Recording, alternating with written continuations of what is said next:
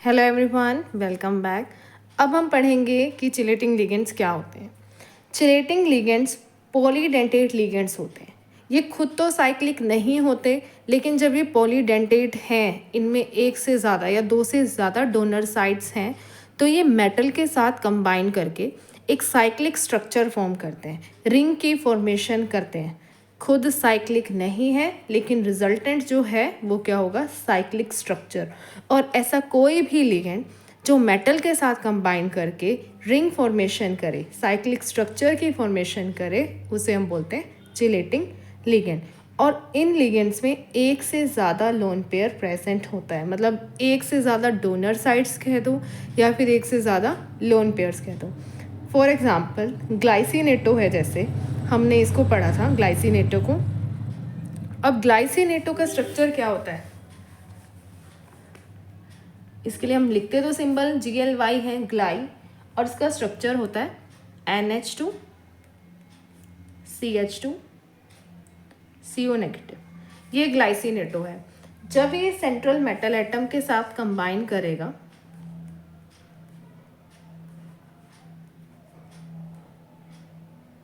NH2, फिर उसके बाद CH2, और फिर उसके बाद यहाँ पे CO, और इस O नेगेटिव के साथ ये कंबाइन हो रहा है मेटल के थ्रू। इस तरह से ये 5 मेंबर्ड रिंग बन गई है, और 5 मेंबर्ड रिंग होती है हाईली स्टेबल।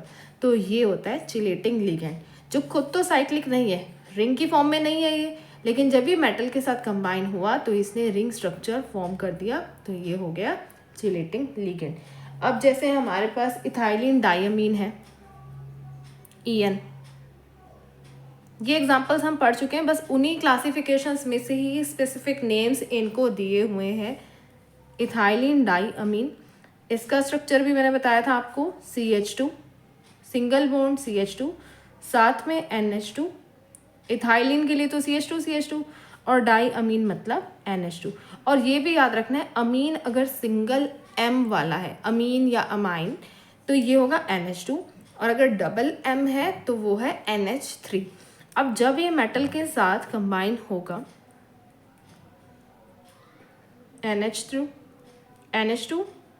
CH2, उसके बाद फिर CH2, उसके बाद फिर NH2, और उसके बाद फिर लोन पेयर डोनेट करके इसने बॉन्ड बना लिया, तो ये भी बन गई 5 मेंबर्ड रिंग। तो ये भी एक चिलेटिंग लिगेंड की तरह बिहेव करेगा।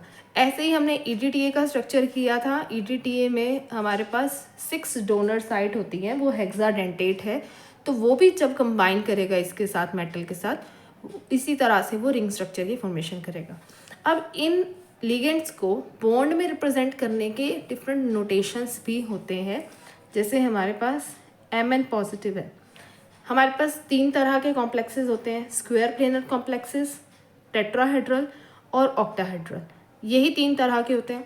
स्क्वायर प्लेनर और टेट्राहेड्रल में तो 4 बॉन्ड्स फॉर्म होते हैं, और ऑक्टाहेड्रल में 6 बॉन्ड्स फॉर्म होते हैं। मतलब मैक्सिमम जो बॉन्ड्स बनते हैं मेटल के लिगेंड्स के साथ कोऑर्डिनेशन कॉम्प्लेक्सेस में, वो होते हैं 6। अब हमें 6 बॉन्ड बनाने, तो हम यहाँ 6 बॉन्ड्स इस तरह से ड्रॉ कर देंगे ऑक्टाहेड्रल की फॉर्म में।